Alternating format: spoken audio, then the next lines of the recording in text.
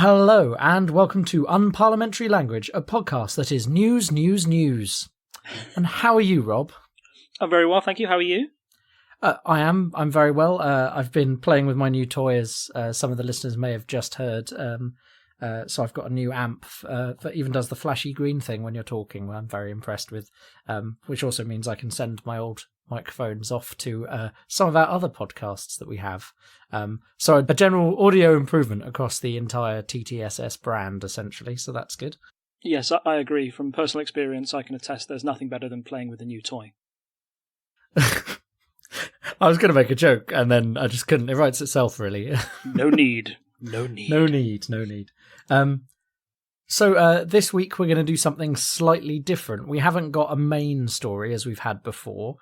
So we're kind of going to extend the news because there's been a lot of smaller stories that are quite interesting. So we're going to start off with the polls in a reversal of our usual episode.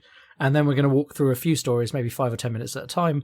If you're in your podcast app, just look at the chapters. If one of them doesn't jump out of you, feel free to skip to the next one. And that's what chapter marks are for. But I'll make sure to do a chapter mark per story, as opposed to my kind of usual broad categories that can be up to half an hour long. Our first story is from Sky News, and it's Lib Dems would win general election if it was held tomorrow. Poll. And before you say anything, Rob, I just want to say, Lib Dem surge.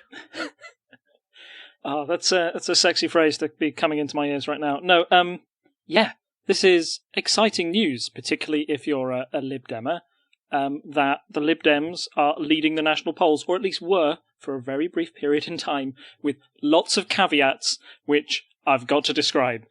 So don't get too excited. Put your Cleggmania banners away. I think that's the last time that the Lib Dems led the polling, incidentally, after the first television debate back in 2010, when we had Cleggmania, which is as lame as it sounds to people who haven't heard of it before, when everybody thought that Nick Clegg was our new saviour, and then only a year later, Nick Clegg was our new villain number one and should be pelted on every street corner with eggs. What did you think of this story when you first saw it? So whenever you see a story like this, people tend to, as we know, over-indulge on the polls, as it were, especially the tabloids and stuff. So, I mean, I wouldn't call Sky News a tabloid, but, it's not the BBC, is it?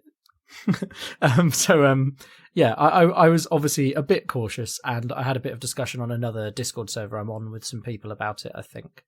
I've discussed it in several places, and if you look at it, so they may be doing very well in the polls, but there are ways of translating it into a first-past-the-post system, and even leading in the polls can lead to, I think it was something like 67 seats in a general election, because of how fast first-past-the-post works. So it's like the problem is that vote is spread in such a way that it doesn't translate into winning a general election, which is a shame, really, because, that's why we've talked at length before about alternative voting systems and why they can be better.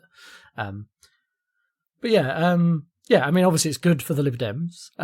It's a show of public support, even if it's briefly only topping a poll, and it shows you how far we've come. If we look at our usual polls, the average polls still only put the Lib Dems at 14.8%, which is still below the Brexit Party, even though we're not sure they're going to field any MPs. And Conservatives and Labour have been massively falling. I think it's quite interesting. I don't know if I can zoom in on the last few weeks. I wish I could. Let me see if that's possible. Yeah, but as you can see, it's quite a drop. And then on the there's like a weekly chart as well, which I would endeavour to. Oh, it's not a weekly chart, but there's this other chart where the scale makes it look even worse for the major parties. It's scary how they've just dropped like a stone in national polling, the two major parties. That graph you've given there is quite kind. What we'd usually call in the business like a Lib Dem bar graph. For those of you not in the know, a Lib Dem bar graph indicates that that usually either Labour or Conservative can't win here, and there's a big arrow to the third bar chart, which shows a tiny little bit of the bar chart that has the Conservatives there and says that you've got to vote Lib Dem if you want to keep Labour out, or you've got to vote Lib Dem if you want to keep the Conservatives out. classic local election tactic, and usually if you actually look into the figures on those bar charts, they are not proportional or accurate at all. But it's fun to talk about them nonetheless. Sorry, Tom, on with your point. Yeah, I mean, I suppose my general point is that a single poll, and it sat there, YouGov, 29th of May 2019, Lib Dem +2. But then the 2 polls after that, Brexit +4, Brexit +6, and our most recent poll is Labour +1. So it was a bit of a spike, and that's why we like this rolling average of the polls that we tend to use, which, as I say, is on the Britain Elects website, the Westminster voting intention. And that is better because it's averaging out all those polls. So you don't... Yes, it's fun to say a story because someone won a poll, but really those polls poll different areas, they have different polling techniques, and the only thing we can really do to try and approximate anything is take an average of those polls. So I think, as we said before, polls can be quite polarising. Now, as we've said before, brilliant joke from the chat there. Yeah. As we've said before, polls can be misleading, and it's why we like things like 538 that try and make predictions based on an accumulation of data and not just one data point. Yeah, totally. The basic rules are never throw all your weight behind the outlier poll. This is probably an outlier poll. Usually allow a 2 to 3% change in the margin of what's going on. 2, always consider short-term factors. So 29th of May was right after the European elections, where Labour and Conservatives had done very, very badly. This was almost like just a couple of days after that, there was a bit of a Lib Dem surge amongst those in the left wing. Everything came together for them, essentially, and now I think you can see on that major trends bar for the Lib Dems, that support certainly hasn't spiked up again. It's kind of flatlined, almost in line with how Labour's is flatlining, to a less extent, but it's calmed down again as people figure out where that they belong on the political spectrum. The other big thing to point out is that Nigel Farage called that poll a fake poll, a new term like fake news. The reason he called it a fake poll was because the Brexit Party were lumped under other. They just asked about Labour, Conservatives, Lib Dems, didn't mention the Brexit Party by name.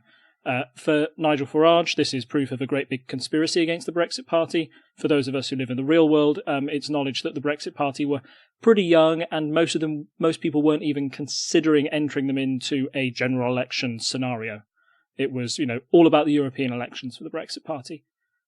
Now they've started to take them a bit more seriously. We can see the Brexit Party is going up. When that's an answer somebody can give to a poll, people seem to be getting behind it more than expected, and it shows a general discontent with the two major parties, particularly, I would argue, the Conservative Party, who, if you look at that bar chart, the second one you've put on there, and if you go to the website yourself, you can see this.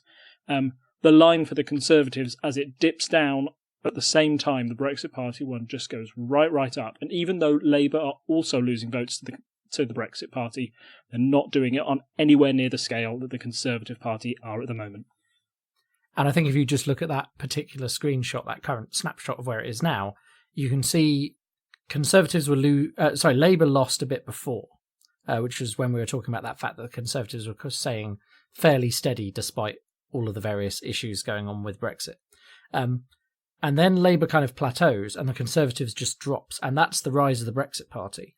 And then if you actually look, Labour is losing towards Lib Dems. Like, if you kind of try and map the shapes, the Lib Dem rise is a bit more meteoric than it would be implied by Labour's loss. So maybe there's some Conservatives coming across there, and possibly some Change UK, because you see Change UK starting to dip away into the low, below 3% there. So I think anyone who went from Lib Dem to Change UK is kind of starting to come back there.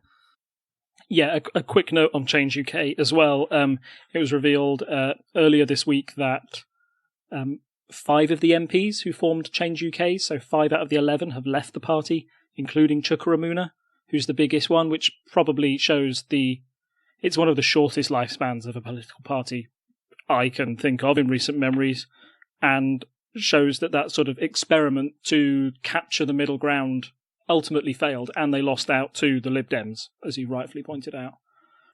That party is now being led by Anna Salisbury, so she's the ex-Conservative minister, which might give it less of a Lib Demi feel, or at least there's an idea that she's less likely to join the Lib Dems. Chuka may do. I think that would be the natural home for many in the party who, when questioned during the European elections, what policies do you disagree with the Lib Dems on, didn't really have an answer. So, yeah, I think Change UK will forever last as a sort of a warning to other people who think it's a great idea to set up a new political party. Even though they did it with people from across the House, their message was pro-Remain, but we're not Lib Dem, so, you know, we haven't got the history that other parties have, so we've got some of the less of that taint about them. That wasn't enough to push them over the line and become a new third party. In fact, Nigel Farage has shown the way of how you can become a third party very quickly and very successfully by doing a very, very simple message and having sort of finding your gap in British politics and exploiting it. At the same time as we thought there was this big vacuum in the centre of British politics, there was also a vacuum happening on the right, which was the "we want Brexit by any means" group. And that was growing and growing, and as the two major parties failed in their ability to deliver that, Nigel Farage was able to sweep in there and at least capture that feeling, and do so in an election that benefited him. There were very few other people with that message during the European election. Neither Labour nor the Conservatives were saying no deal now, and even though you might argue that UKIP were fighting with the Brexit Party, they were the Change UK against the Lib Dems in that situation. Always one of them was going to fall out. Political gravity had to happen to one of them, and in both cases, UKIP lost out and Change UK lost out. And so just kind of coming around to the other point in that story, that Conservatives are now at their lowest point. If you look at that graph, that snapshot graph, that's from since July 2017, where they were below Labour, but Labour was doing really well at like 45%, which is around the general election. Just after the general election, in fact, I think. And so now Conservatives are at their lowest point in, well, over almost 2 years. And are there any other factors? I mean, obviously, we know that Brexit is a big factor, but has anything else happened in the last few weeks that might have spurred that? Well, they're a dying government with Theresa May, who they know is going to stand down. So, I mean, that's the other big factor. Everybody is waiting for the next thing. They don't know where the Conservative Party is heading at the moment, and the direction in which it heads, I think, could influence a lot of core voters' vote, essentially. Where are they going to place it in the future? That's the big battle to come. So we will know a far clearer picture of where the Conservatives stand in the polls once they get their new leader. And just as a note there, I don't think we're touching on it much later. Yeah, I mean, I don't think we're specifically mentioning the... Sorry? No, I was just about to say, like, May stood down. She stood down on the 7th, but it passed with almost a shrug. People knew it. The story had kind of broken, and there was no pomp and ceremony about it. She's gone, and now everybody looks on. Yeah, the story we talked about last time about her resignation speech, saying she was going to resign, got more traction than the actual resignation itself, which kind of just happened on Friday, quite quietly. So, next headline from the Metro: Star-Spangled Banquet.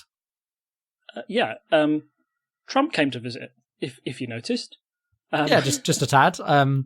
I suppose it depends on how you mean noticed. I no longer work in central London, so I didn't get to enjoy seeing a giant facsimile of him on a toilet tweeting in Trafalgar Square, but I did get to see things via the medium of the internet because I was busy last week. Yeah, the internet reacted a lot, and people reacted a lot. It was Trump's trip, and he took centre stage quite rightly. We've talked about Theresa May. She was sort of hanging on at this stage, and we already knew she was going to resign. So she was sort of like the spectre at the banquet here. It was all about Trump, what he was going to say, what he was going to say about maybe the next Conservative leader, and how other people in British politics would react to him. So I think the first big thing to say is how Trump reacted with our head of state, the Queen. Donald Trump has always been sort of known that he's always wanted to meet the Queen, holds it in quite high regard. At least he sees it as a great photo opportunity. The Queen, and so the suspicions are that she likes Trump a little less. Of course, the Queen is meant to be entirely politically neutral, but maybe one point that was sort of brought out was within her speech she did at the banquet. She promoted the idea of how important it was to keep close links with our allies, and many people saw this as a direct thread leading to Trump, please don't break up NATO, or please make sure you don't abandon us, in a sense. So you had the Queen there, you had Theresa May there. The one noticeable absence was Jeremy Corbyn, who had decided that it was better for him not to attend the banquet in a political protest, and instead he would lead a big protest march at Trafalgar Square whilst Trump was in town and deliver a speech there. Like a quick point about this: there's a bit of debate around if it's a good thing for Corbyn to shun Trump like this. There's one school of thought that says yes, it is good. So Trump had just come out of a European election that Labour had been a bit embarrassed by, particularly but losing to the Lib Dems. I think they would have hoped to at least beat them. They always knew they were going to lose to the Brexit Party, but Labour needed to recover some of that lost ground that they'd got from Remainers, and bashing Trump is a great, easy way to get back into sort of like the liberal metropolitan voter who instantly doesn't like Trump and the message that he's delivering. Two, it shows that Corbyn has quite a consistent message. He's always had a bit of a spiky relationship with Trump, and if he was suddenly to sort of fawn over him, that might be seen as hypocritical. Corbyn's based a lot of his image on being like the steadfast defender. He puts like justice ahead of anything. Some might say that's to his detriment, that he's not a very pragmatic politician, but he does stick to his guns on what he believes in. So again, that was a good point for Corbyn in that sense. The bad point sort of comes with, how do we think Corbyn would react if he did become Prime Minister? Prime Ministers, as part of their job, have to meet with a lot of international people, and probably meet with a lot of people they don't agree with on every level. That's just part of what being an international leader is. If Corbyn shuns Trump at this stage and gets in a very bad relationship between the UK and the US, could he threaten the special relationship? Could he leave the UK abandoned in trade talks? If Britain leaves with a no deal, they might rely on American trade more than ever before. And if they have a bad relationship with Trump, that's like not a very good way to get started in that relationship. So it is a risk, for Corbyn to shun Trump like that and to go against him so much. As we know, when Trump receives criticism, he usually doesn't shy away from it. He hits back harder. We saw this. We were reminded of this again when he visited the UK. The main stories when just before he got off the plane, he had this massive tirade against Sadiq Khan, the mayor of London, who's also a Labour supporter. Did he call him a loser? A big loser? I can't remember. I think it was a massive loser or a big loser, something along those lines, yeah. Yeah. And these two have always had a bit of a spat between them, which shows that Trump is not one to let things slide. He just won't let that one go. He might not like Khan for allowing the big baby balloon of Trump, which made an appearance again back at Parliament Square. All of this sort of ties into the image of Corbyn, if made leader, could it be a bad foreign policy decision for him to do this in the long run? The one thing that Corbyn might say in his defence is, well, Trump gets away with it. Trump doesn't really make an effort to smooth his other leaders. He does a little, but then can say things behind their back, or almost moments after getting off the plane after they've left Europe, he'll then go on to slag off Macron or Angela Merkel back in America when he's just visited them and been very nice to their faces. So yeah, Corbyn might say if it's good enough for Trump, it's good enough for me, but it remains to be seen how smart that play will be in the long term. And I'd also wonder, it's different to how other people have come at Trump. So as you mentioned, Sadiq Khan, they have this long-standing kind of Twitter feud, and they've gone back and forth and made comments about each other. And similarly, with other people Trump has got annoyed at, those people have engaged with him. Is it different because Corbyn has basically just not been there? Like like, this is not the same as him outwardly saying to Trump via a means that Trump is actually going to check, I don't care about you.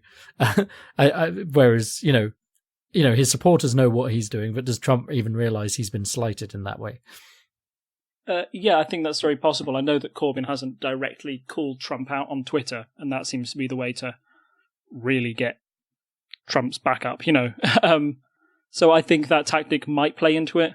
But again, Trump might think his best tactic for Jeremy Corbyn is ignore him. Trump might think that he's not going to be Prime Minister, so why even bother? We'll have to wait and see on that front. And you briefly mentioned talk of trade deals post-Brexit. I don't think we touch on this later on. But, what about... So there's two things that have kind of come up very much kind of Trumpian policy via Twitter or via just, decree that then he suddenly changes his mind. But obviously there's worries about the NHS having to be on the table in some kind of trade deal. And the other thing that's I think got discussed at length earlier in the year and maybe has subsided a bit is this idea of having to lower our food standards to accept US imports. Because, for example, they have this thing with chlorinated chicken where you go... Oh, sorry, not chlorinated chicken. I think it's antibiotics in chicken that where you go over there and you see signs on Subway saying, "Oh, there's no antibiotics in our chicken," which is a bit strange if you've not experienced it before, because we're fortunate enough to have all these nice EU rules that keep our food nice and safe. So, do you have anything to add on that? Yeah, I just think those NHS things were really important. It made him refusing to take it off the table and then sort of taking it off the table again in a Piers Morgan interview was interesting. I think it shows the way that Trump conducts politics. Trump seems to say everything to contradict himself, and then nobody can accuse him of contradicting himself afterwards because he can point to either statement and say that he supports it. So it's a bizarre way of conducting politics, but it's the way that Trump does it. It showed almost at heart Trump is, and we've known this, Trump is a businessman. He doesn't want to take anything off the table, even though in politics you have to. There are certain red lines. Trump doesn't like that. For Trump, everything's for sale. And that made some people quite scared, and people sort of saying that if no deal is a possibility and we have to go to the USA, we're not quite sure how much of a reliable trade partner they'll be for protecting our politics and the way we do things, particularly the NHS. The antibiotics in chicken and stuff, that's also about trade deals as well. I think there was a good Dispatches show on Channel 4 recently that sort of went undercover and showed basically how horrible this chicken can be. It's another one of those red flags for a no-deal Brexit as well. If we have to lower our standards, if our relationship with the US has to become closer because we're abandoning our closest trading partner, then it certainly comes at a cost. And any leader who's in charge will have to balance the trading power of the UK against the values that it's held or the protections that it's had under the EU. And it'll be really interesting to see what the potential next leader of this country, coming from the batch of Tory election candidates, how they will deal with Trump and how they'll deal with the USA in this way going forward. So our next headline in Headline Slowfire is Gove Cocaine Confession, Gove Drug Hypocrite, which are two separate headlines for Daily Mail. I back Boris from The Sun, and that 39 billion is ours from The Times. Yeah, so this is the Tory leadership contest, and I mean, maybe the best one to link on from the conversation we've just had is that Trump comment in The Sun, I back Boris, which shows that it may be a hint that if Trump was going to do business with anybody, he would prefer it to be with Boris Johnson, who he sees as the front runner and who is still seen by many as the clear favourite in the Conservative leadership competition that's got quite silly recently, I feel. It should. Yeah, it's a bit weird. So I think maybe we should mention that we discussed 16 possible candidates 2 episodes ago, and it's now down to 10. So do you want me to just read out the list of 10 that we have from that tweet earlier? Yes, please. So the 10 are the Right Honourable Michael Gove MP, the Right Honourable Matt Hancock MP, the Right Honourable Mark Harper MP, the Right Honourable Jeremy Hunt MP, the Right Honourable Sajid Javid MP, the Right Honourable Boris Johnson MP, the Right Honourable Andrea Leadsom MP, the Right Honourable Esther McVeigh MP, the Right Honourable Dominic Raab MP, and the Right Honourable Rory Stewart, Order of the British Empire MP. They're all on drugs. Yeah. Like, I think that's probably the best way to summarise what the news has been like. Here are these people who are vying to be leader of the country, supposed to be, strong and stable. Let's steal one of May's old slogans, that's the kind of image they want to convey. And suddenly they're all talking about how they've done drugs to be like one of the people, as if Gove or Boris could be one of the people. Yeah, I think the main reason why they're all saying they're on drugs is nobody wants to be the Wheatfield loser, okay? When Theresa May was asked that question and he went running through a wheat field, all the Tories were going, I've done much naughtier stuff than that. In the 90s, it was sex scandals. Now, it's they've smoked, they've snorted, they've done everything. They're all high, and it's kind of brilliant and insane at the same time. Yeah, it's like, it's just so strange, like Gove being like, I've done some cocaine, which is particularly weird when, as was pointed out earlier in the week, when he was Education Secretary, he passed several bits of legislation that were about, checking teachers to see if they had any drugs. And they're like, well, so it's okay for you to be on drugs when you're making laws, but it's not okay for the people you're making laws for to be on drugs. It's kind of a bit hypocritical, and I think there's been various kind of discussions around that this week.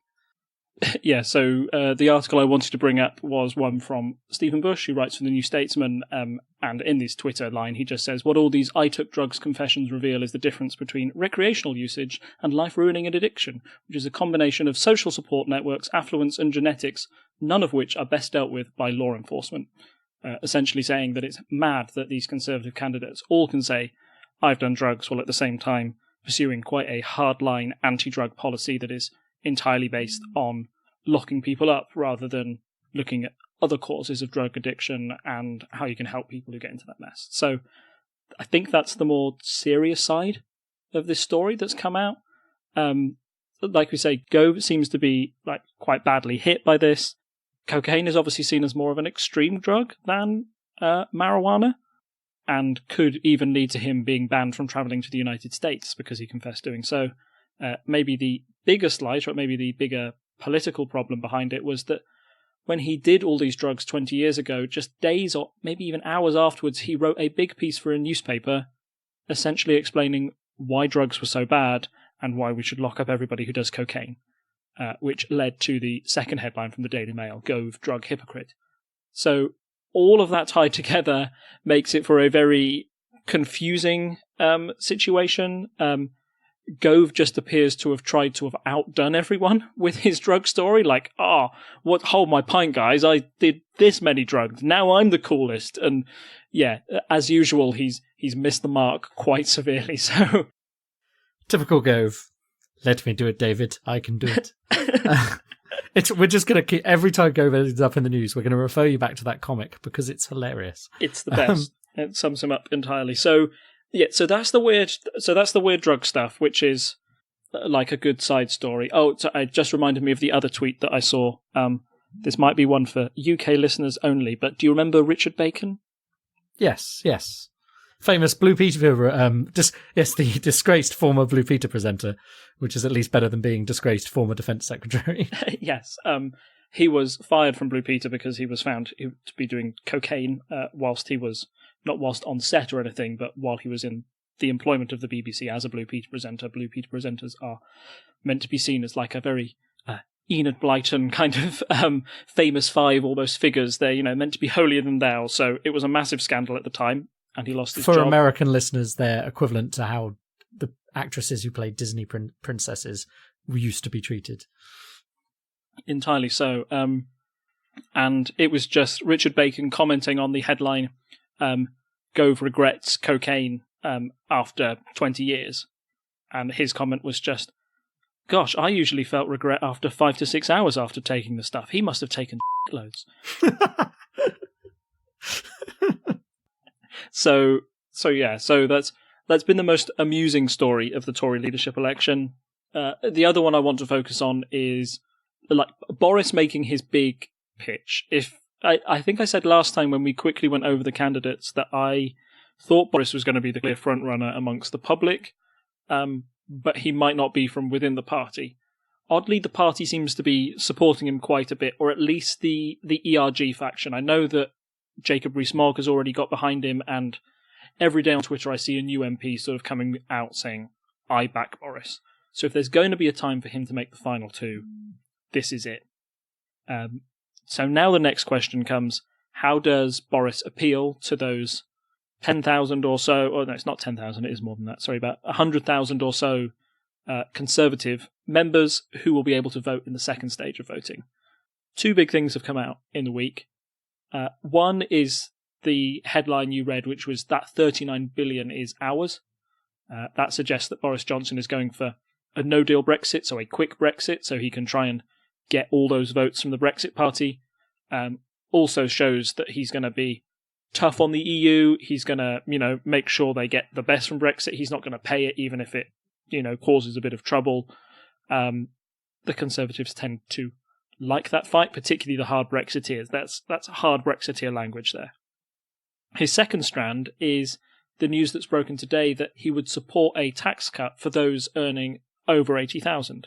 That's quite a niche policy, and certainly not like a one nation Conservative policy that Theresa May would. It's not a vote winner, forward. Is it? Like, it's not the proportion of the country who are earning over 80,000 is not a large percentage.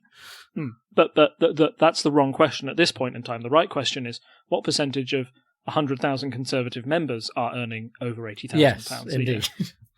I mean, we try to be measured, I suppose, but for the Conservative Party members who will be voting on this, there is, if you go listen to one of the more recent episodes of the Blue Bugle, Mark Steele, who is a very strong Labour supporter and has written a lot in, I think, The Guardian and other left-leaning papers about this kind of thing. He went on a bit of a tirade against the kind of generic Conservative Party member voter, which... I'd go listen to that for, I think, maybe a summary of the kind of demographics you've got there. But I think it's a lot of the joke made was along the lines of essentially, it's rich landowners choosing the Prime Minister. It's like we're back in the 1700s. Yes, boy is it. So that's the odd state of the Conservative leadership election. I think just to quickly summarise, of those 10 names that you read out, and let me just grab the photo again. So obviously we've got Gove, Hunt, Javid, Johnson, Leadsom, McVeigh, Rabb and Stewart as the front runners. I think Harper and Hancock are the ones that I'm not so sure on. I know Hancock, if he's backed by Damien Green, he'll be more of a Remainer side of the party. I think if I had to pick one to be the real... the one to give Boris the closest fight, it might be Said Javid at the moment. I only say that on the fact that he's got the backing of Ruth Davidson, the Scottish leader of the Conservative Party, who was once sort of touted as quite a popular figure within the party, certainly in the centre of the party, and seen as more of a moderate. I believe this will probably become a fight between the Brexiteers and the moderates, and then it'll be left up to the membership to decide which side of that party wins. A few more policy points I think we wanted to bring up. So you mentioned... So firstly, Jeremy Hunt was previously the Health Secretary and very much disliked, I think is the nicest way to put his time as Health Secretary. As I've said before, Jeremy Hunt, one of the few men alive who is his own rhyming slang. He has a weird policy on abortion. I mean, it's not weird, I suppose, to some people. It's the kind of thing we tend to hear maybe from the US, where they've had various things going on about abortion. But over here in the UK, we tend to be fairly like, abortion is fine. It doesn't seem to be a big policy winner for anyone. So it's very strange that he's talking about lowering the abortion limit to 12 weeks.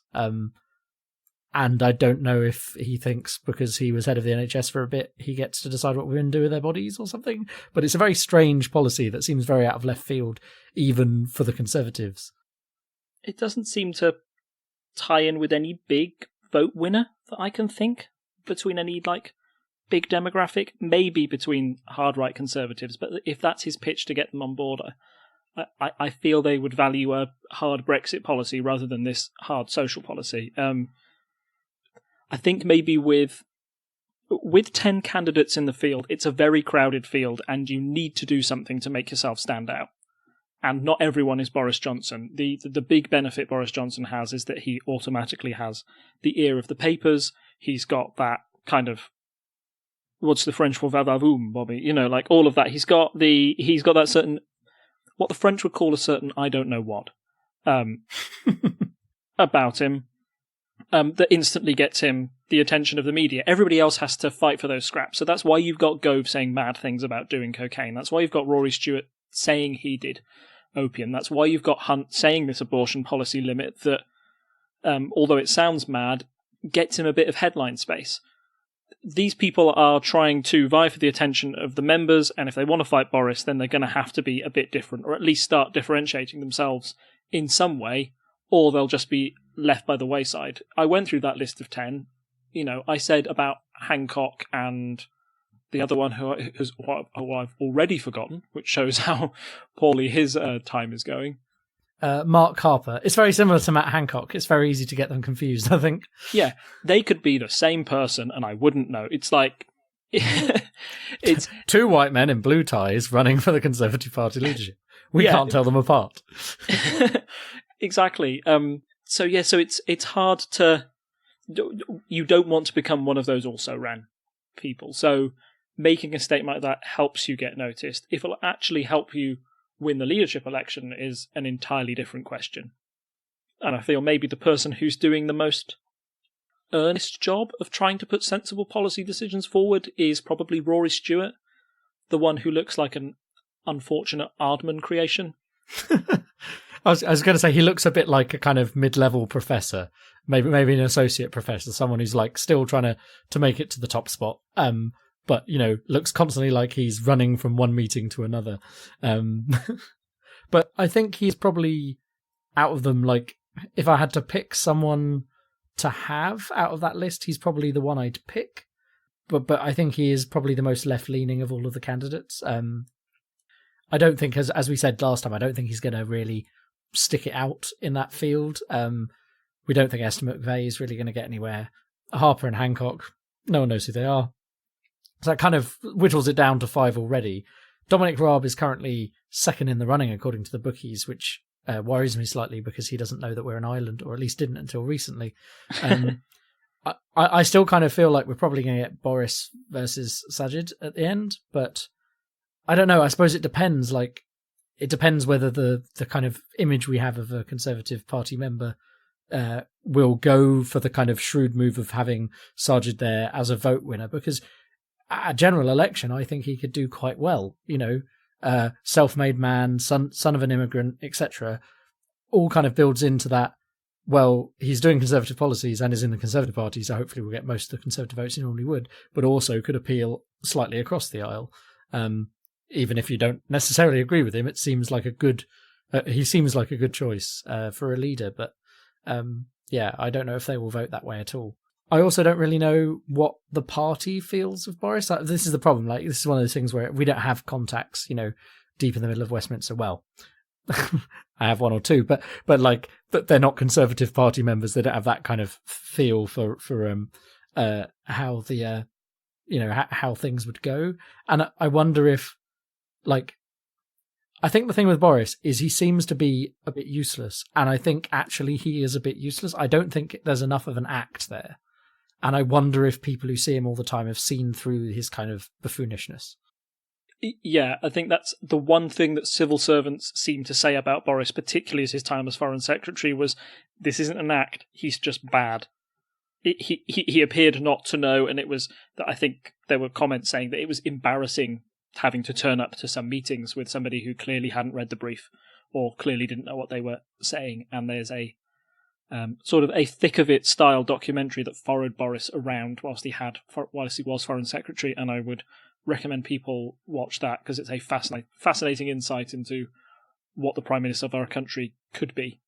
He has that certain je ne sais quoi about him. That's his big pull, but maybe faced with political reality, particularly the political reality we're facing today with Brexit, that it demands a very meticulous person to go through that. And fingers crossed, Boris will hand the task of Brexit off to somebody who's willing to do the reading, and Boris can just be the front man, because if Boris takes his own lead on it and becomes leader, then I worry slightly about where the country would be heading, but that's a long way off for now.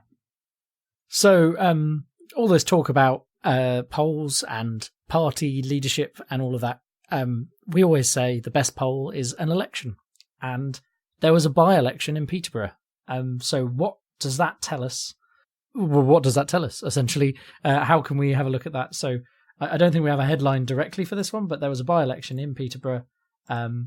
Let's discuss those results. Yeah, so this was seen as the big test for the main two parties after the European election. This was one that the Brexit Party had been targeting quite a bit. There was a strong Leave vote in Peterborough. The election was happening because the Labour leader because the former Labour MP had to step down due to criminal charges against them. So, yeah, it was a tough election for Labour to face in what is usually quite a tight Labour-Conservative marginal, and with Labour struggling and the Brexit Party taking so much of the Conservative vote, Nigel Farage really fancied his chances of winning. The eventual result was one... do you want to explain the eventual result, or just go through the figures there, Tom? Labour won barely, with 31% of the vote. Brexit come in second on 29%. Conservative Party had 21%, Liberal Democrats on 12%, Green Party 3%, UKIP 1%, others 2% spread across 9 candidates. So I think we can essentially ignore others there. If you look at the vote change, the Conservative Party has lost 25% of its vote, nearly all of which has gone to the Brexit Party. And then Labour has lost 17% of its vote, which has been spread. Well, 4% of that must have gone to the Brexit Party, because all of the other parties or groups of parties have received more votes. So the percentage change there from Labour kind of split across a few more, which is, I suppose, tying into that story we've had since the 2017 general election, where when Labour lose votes, it does tend to get spread more, whereas with the Conservatives, they were losing votes previously to UKIP or to now the Brexit Party. Oh, and that's a Labour hold, obviously, if that wasn't clear.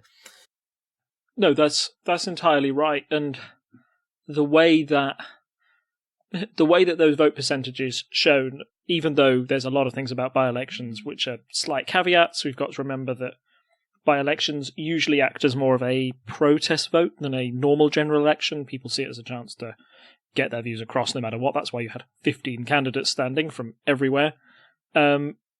It's probably that end result is probably not a bad description of where the polls are at the moment, with Labour narrowly leading, the Brexit Party hot on their heels, Conservatives down in the doldrums until they can win back votes in the Brexit Party, and the Lib Dems on the rise. This will be one that could have been a lot worse for Labour. They'll have been glad to get it with a win on the board, but the threat of the Brexit Party and what they could do to British politics is now looming, and that's the big wake-up for everyone, particularly the Conservatives, who I think that swing suggests that they lost. A swing of minus 25% for the Conservatives and a growth of plus 29 for the Brexit Party suggests that the Conservatives lost heavily to the Brexit Party. The hold is... Sorry, go ahead. I was just going to say, it's been pointed out in the chat, and we did have it in our notes, that this was a heavily Leave area with a 60% or nearly 61% voting for Leave. So it's going to really factor into the vote here. Yeah, Brexit is always going to be an issue and will become even more so when you literally have a party named after it on the list. I think I read somewhere on Twitter that, worryingly, it was like only the Brexit Party's it was number 200 on a list of seats they targeted for an election, so for them to come so close will make them feel quite boisterous about what they could do in a first-past-the-post system. And I think in the last podcast I kind of dismissed what the Brexit Party could do in a first-past-the-post system. UKIP struggled back in 2015, even when they had quite a large share of the electorate, and they may have done even better if David Cameron hadn't promised a referendum on the European Union, which swayed quite a few people away from UKIP at the time. It's kind of like a scary time for the two parties. As I've said, it's a big wake-up call, and maybe we've talked a lot about how the Brexit Party is bad for the Conservatives, but I think this election also went a long way to highlight the failings that Labour have, particularly in these Leave areas, or at least between those who might traditionally vote Labour. That +9 for the Lib Dems, I suspect, is nearly all from Labour people switching their vote and wanting to back a more pro-Remain party. Now, as we've mentioned before, the vote for here was Leave, 60%. Being a pro-Remain party is never probably going to get you a win in this seat, but it does serve as quite a large protest vote, and had the Brexit Party won, then I'm certain that there would be a lot of Labour Party supporters pointing the finger at the Lib Dems, saying it was you who let the Brexit Party in. If you hadn't split the vote, then we would have been fine.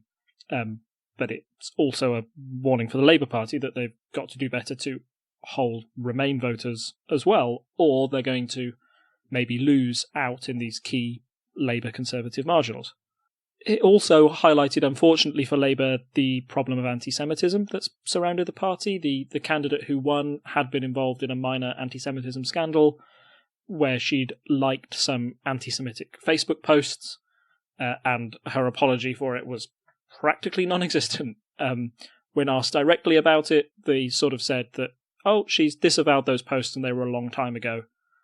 Not much else. So it seems bizarre that Labour would field a problematic candidate in Peterborough, particularly when it's trying to get rid of that image, but it appears that for some reason they are unable to find the candidates who aren't problematic at the moment.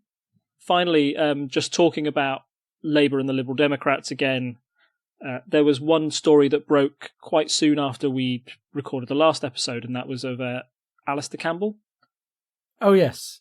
Yeah, the former Labour spin doctor, I guess you'd call him, who had been dismissed from the Labour Party because he admitted on air that he'd voted for the Liberal Democrats in the European election.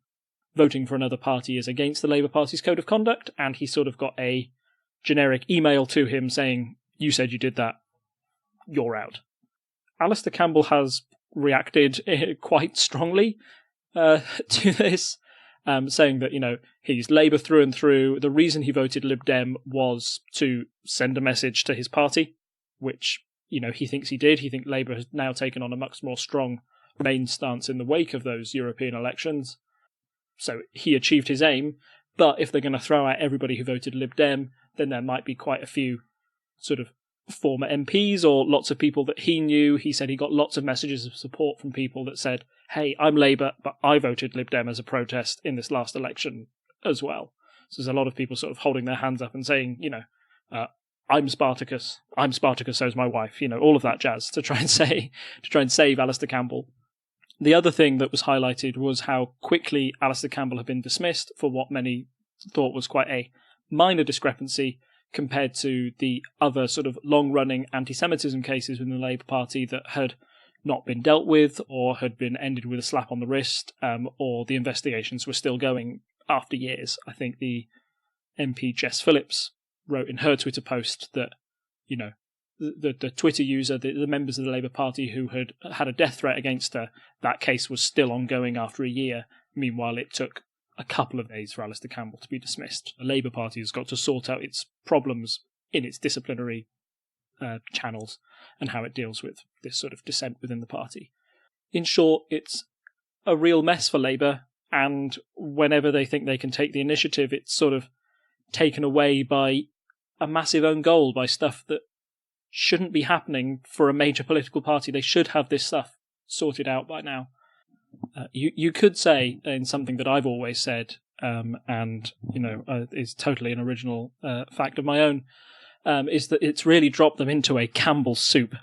You can insert the laughter track there, if you could, or the applause, whichever. Thank you. That's a round of applause. Yes, this whole sort of Campbell soup mess, this quagmire of kind of just own goals that Labour keeps making. They should be making hay whilst the Conservative Party, implodes. Instead, they are barely ahead in the polls, struggling to get their voice out, and the Labour Party needs to buck its act up quickly before they have to deal with the next Conservative leader. They might find things really hard, or how they deal with the bounce, and there will be a bounce after the Tories elect a new leader. That's the big question. That's the next big test of Jeremy Corbyn's leadership. How he deals with that will probably define how they go into the next general election. Yeah, it's interesting, and people have been talking back and forth about this, but it is.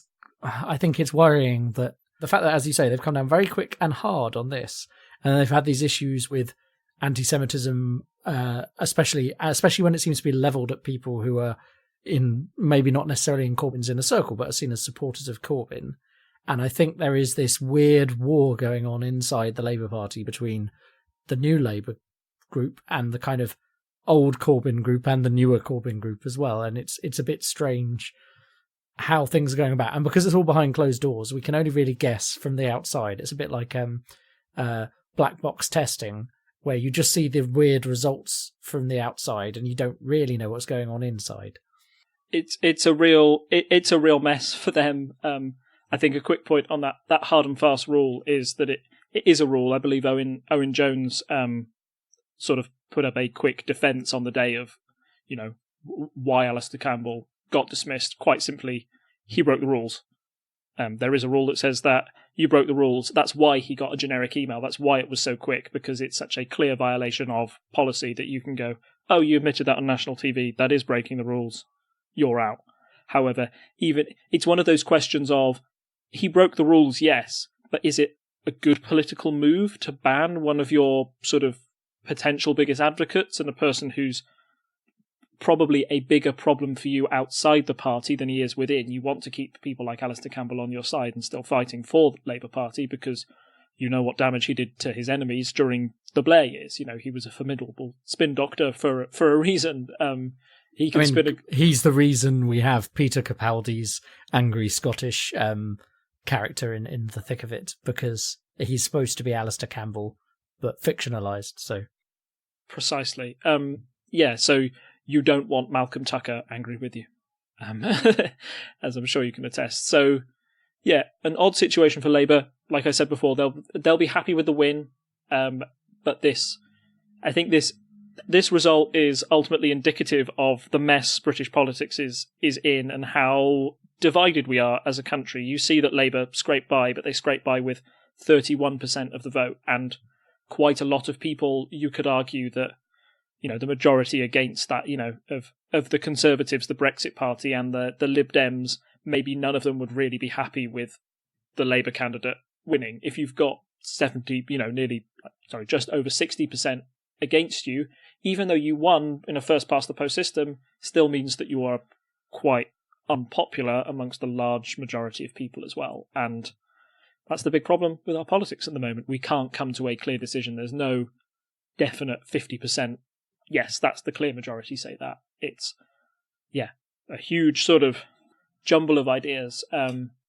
I've put one, and you might want to put that clip in the chat, I would. If you haven't watched it, give it a watch. It's a great 2 minutes of somebody going off on a rant on a British politics show, essentially saying that we've failed to deal with the political reality for the past 2 years. We had a vote that was sort of based on fantasy and conjecture, and neither side, neither Remain nor Leave, really knew what it meant to leave the EU. We've had 2 years to sort of wrestle with that fact and found out that it's very, very difficult. And now we found that we can't. The argument sort of moved again to the political fantasy. The Brexit Party is reliving the battle of 2016. They want to have that vote again because they were able to win it, and those arguments were effective. And we can see that they are certainly being effective in European and maybe in first past the post elections.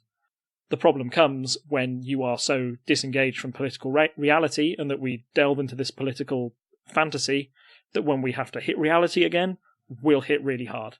We are going to have to leave the European Union some way, and we're going to have to do it in an orderly or disorderly fashion.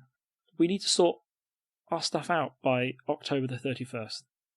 And at the moment, I can't see how we're going to do this. But maybe the one bit of reassurance I can give you is nobody can. We won't know until we've got a new Conservative leader. It all depends on that new leader, the approach they decide to take, and then I'll be able to give you a much more considered suggestion about how the future may be. So I suppose, kind of ending a little on a downer there again. I always like to end on a downer. I never like to give us hope. It's the hope that kills you. but hope is the thing with feathers. But yes, maybe we should just cover one of the Tory candidates in feathers. That might be good. Might make us all happy. It's kind of, I suppose, one thing just to kind of end this discussion, which has been essentially kind of linked stories. I mean, because everything is kind of linked via the current political state. But so Brexit's been pushed back, and now the Tory party are having a bit of infighting. Everyone's a bit confused, dazed and confused post European elections and also that by-election. Are you concerned? I mean, because I am, that we're not really going anywhere with this whole Brexit malarkey right now, and we're just going to end up in a similar position in October to the one we had in March. Yeah. I think it's been a point repeated by Rory Stewart, who, like I say, I consider one of the more sensible candidates, that the deal we have with the European Union is non-negotiable. We've don't waste this time, the EU told us, and we have totally wasted it. I don't think any Tory is those Tories that are saying that we can renegotiate the deal are wrong. The EU has said this is the deal, you just need to find a way to pass it through Parliament. And none of that work is going on. Theresa May did try with the cross-party talks, but that ultimately led to her having to leave and step down as Tory party leader. The next Tory leader needs to make sure they don't waste this time, or that they'll do that, or they'll just deliberately run down the clock, which is the easiest solution for a potential Prime Minister, but not necessarily the best. Not the best in my opinion, anyway. Yeah, I mean, I think everyone's a bit worried. Would be my summary of the people I was spoken to. And it's like, this feels very much like the calm before the storm. And we've already had the storm once, and I don't want us to keep repeating this. Yeah. I mean, people have made jokes about, the year is 3000 and something. Theresa May is God Emperor of mankind, still presenting her withdrawal bill. And I feel there's going to be these problems. If we just keep ignoring it, we're just going to keep butting up against it. And our politics is just going to be Brexit, Brexit, Brexit. And maybe we should move on to doing something else that's a bit more important.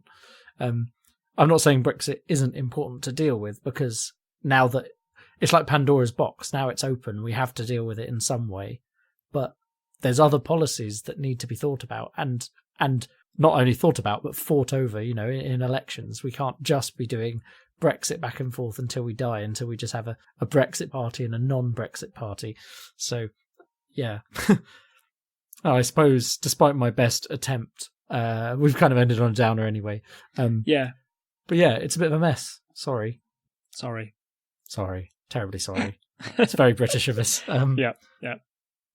If you love this kind of incisive political discussion, please come and join us at parliamentary.observer, our website where you can come and comment on our episodes. You can also find us on Reddit at Unparliamentary Language. You can find us as Unparliamentary Language on Facebook. You can also find us on Twitter and Instagram at Unparl Podcast.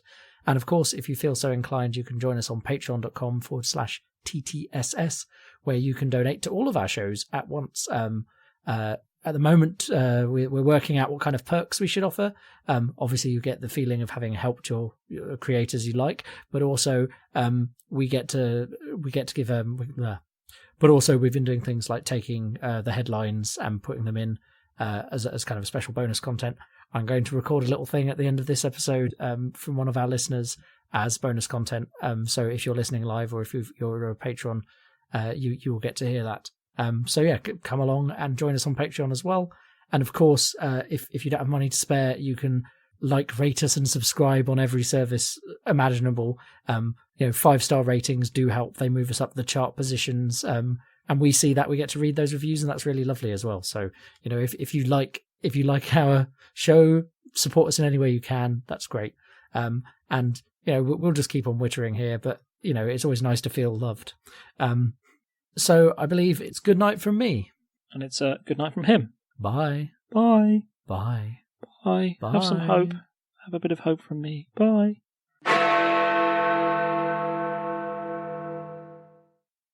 This is great radio, this. me just clipping things out. So, yeah.